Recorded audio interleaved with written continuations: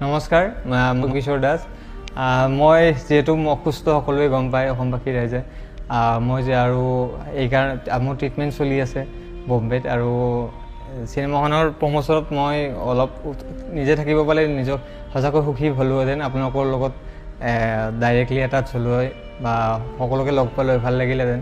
কিন্তু আজি এই মই বিশেষ অসুবিধাৰ কাৰণে আপোনালোকৰ মাজত আজি নাই কিন্তু একো নাই আপোনালোকে চিনেমাখন চাব কাৰণ এখন মোৰ অসুস্থ হোৱাৰ শেষ ছবি আছিল মানে লাষ্ট চিনেমা কৰিছিলোঁ এইখন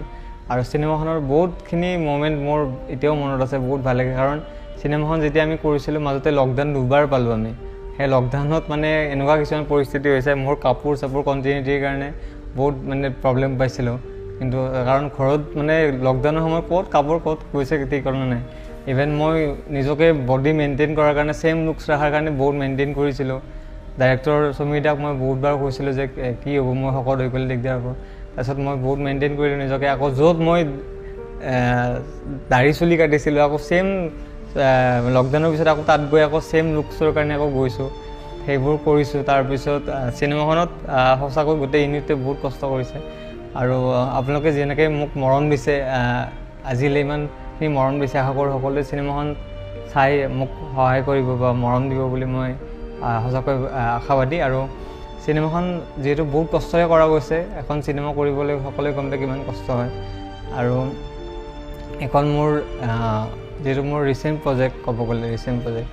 আৰু এটা সময়ত মই যেতিয়া ডাবিং দিছিলোঁ ডাবিং দিয়াৰ এটা কথা ক'ব বিচাৰিছোঁ ডাবিং দি থাকোঁতে মোৰ যেতিয়া মোৰ পেট মানে কিছুমান এনেকুৱা দৃশ্য আছিলে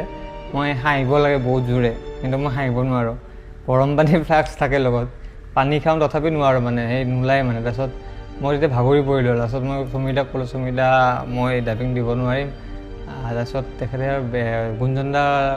ধন্যবাদ দিব বিচাৰিছোঁ এই ক্ষেত্ৰত তেখেতে সহায় কৰিলে তাৰপিছত মই গুচি গ'লোঁ মই হায়দৰাবাদ গুচিয়ে গ'লোঁ চিকিৎসাৰ কাৰণে তেতিয়া খুব পেটৰ বিষ আছিলে ডাবিং দিয়াৰ সময়ত আৰু চিনেমাৰ কিছুমান মুহূৰ্ত খুব ভাল লাগিছিলে আমাৰ খুব এনজয় কৰিছিলোঁ ৰাতি ধৰক গোটেই হোল নাইট কেতিয়াবা শ্বুটিং কৰিছিলোঁ আৰু খুব আমি এনজয় কৰিছিলোঁ গোটেই টীমটোৱে আৰু আমাৰ গোটেই মানে এটা খুব ধুনীয়া এটা প্ৰজেক্ট আপোনালোকে পাব বুলি মোৰ আশাবাদী কাৰণ চিনেমাখন যিহেতু হাস্যমধুৰ আৰু ৰোমেণ্টিক হয় আৰু ইয়াতে অসমৰ বহুত কেইজন বিশিষ্ট অভিনেতা অভিনেত্ৰীক দেখিবলৈ পাব আপোনালোকে আৰু মোৰ ৰোলটো অলপ জমনি আৰু এনেকুৱা ইউনিক ৰোল মই আগতে কৰা নাছিলোঁ আৰু খুব নিজকে হেপ্পী আৰু এনেকুৱা এটা কেৰেক্টাৰ কৰি মই আৰু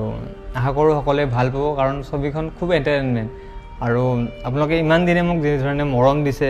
আশীৰ্বাদ কৰিছে ঠিক তেনেদৰে মই ভাবুক চিনেমাখন চালে মই আৰু বহুত বেছি সুখী হ'ম ধন্যবাদ গতিকে বন্ধুসকল নিশ্চয় আপোনালোকে কথাখিনি গম পালে বন্ধুসকল আজিলৈ আপোনালোকক বিদায় জনাই আকৌ আন এটা ভিডিঅ'ত লগ পোৱাৰ প্ৰতিশ্ৰুতিৰে আপোনালোকৰ সুস্বাস্থ্য কামনা কৰি জয় আই অসম